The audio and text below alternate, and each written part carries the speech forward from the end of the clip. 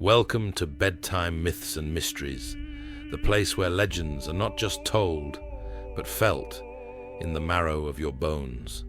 Tonight, we peel back the mask of one of the world's most familiar nights, a night of costumes, candy, and carved pumpkins. But behind the smiling jack-o'-lanterns and playful scares lies an ancient shadow, a festival born of fire, death, and the endless cycle of seasons. This is the true history and the hidden meaning of Halloween. Halloween, as we know it today, is a patchwork of traditions stitched together across centuries. To understand it, we must go back 2,000 years to the Celtic lands of Ireland, Scotland, and parts of Britain, where people celebrated the festival of Samhain, pronounced Samhain. For the Celts, the year was divided not by months, but by light and dark. The warm months belonged to life, and the cold months to death. Samhain was the hinge, the night when the old year died and the new one began. It was not merely a harvest festival. It was a night when the boundary between this world and the other world grew thin, when the dead could walk among the living. Bonfires lit the hillsides. Great roaring flames meant to ward off spirits that wandered too close. Cattle were slaughtered for the long winter ahead, and offerings were cast into the fire to appease unseen powers. For the Celts, Samhain was a holy, fearful night, a reminder that life was fragile and death always near.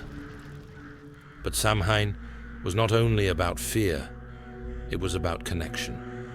Families left food and drink outside their homes, believing their ancestors would return for a visit.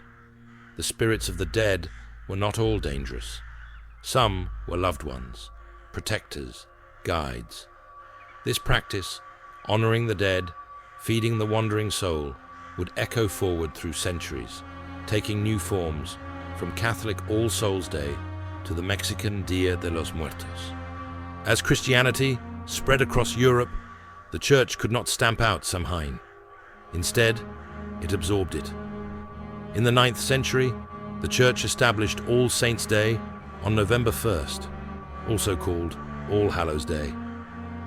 And the night before became All Hallows Eve, eventually shortened to Halloween. But the old pagan beliefs clung on like shadows in the corners of candlelight. People still feared that on October 31st, the dead and darker things could cross into our world. The costumes we wear today also descend from these fears. In Celtic times, people disguised themselves as spirits, wearing animal skins or grotesque masks to confuse or scare away the wandering dead. To look like death was a way of surviving it. Over centuries, this evolved into the playful dress-up we know: witches, skeletons, monsters. Yet hidden in every mask is the same ancient idea. If the dead walk tonight, it's safer to become one of them. And what of the jack-o'-lantern? Its story begins not with pumpkins, but with turnips in Ireland. Folklore tells of Stingy Jack, a trickster who cheated the devil himself. When Jack finally died, heaven rejected him for his sins, and hell refused him for his tricks. He was doomed to wander the earth forever, carrying only a burning coal inside a hollowed turnip to light his way. The Irish carved these lanterns to ward off Jack's ghost, placing them in windows and doorways. When Irish immigrants came to America, they found the pumpkin larger, softer, easier to carve, and the tradition transformed into the grinning jack-o'-lanterns we know today. But Halloween was not always about candy and fun. In the 19th century, especially in America, Halloween had a darker reputation. Mischief and vandalism often filled the night. Pranks, broken windows, and fires. Communities grew eerie of the chaos, and in the early 20th century, efforts were made to tame Halloween. Organized parties, parades, and eventually, the tradition of trick-or-treating shifted the night from danger to delight. Yet the phrase, trick or treat still carries a shadow of menace. Comply, or suffer the prank. The smile behind the mask may not always be kind. At its heart, Halloween remains about thresholds between life and death, order and chaos, light and dark. Every candle placed inside a pumpkin is a small echo of the bonfires of Samhain. Every costume, a whisper of the ancient disguises that once kept the dead at bay. Beneath the laughter of children collecting candy is a memory older than history itself, the fear of the dark and the need to honor it. Modern culture has turned Halloween into spectacle. Haunted houses, horror movies, endless decorations. But if you look deeper, past the neon masks and plastic skeletons, you'll see something timeless. You'll see a night when humans pause to acknowledge that death walks beside us. A night when we admit the world is not always safe, that unseen forces linger just beyond our sight.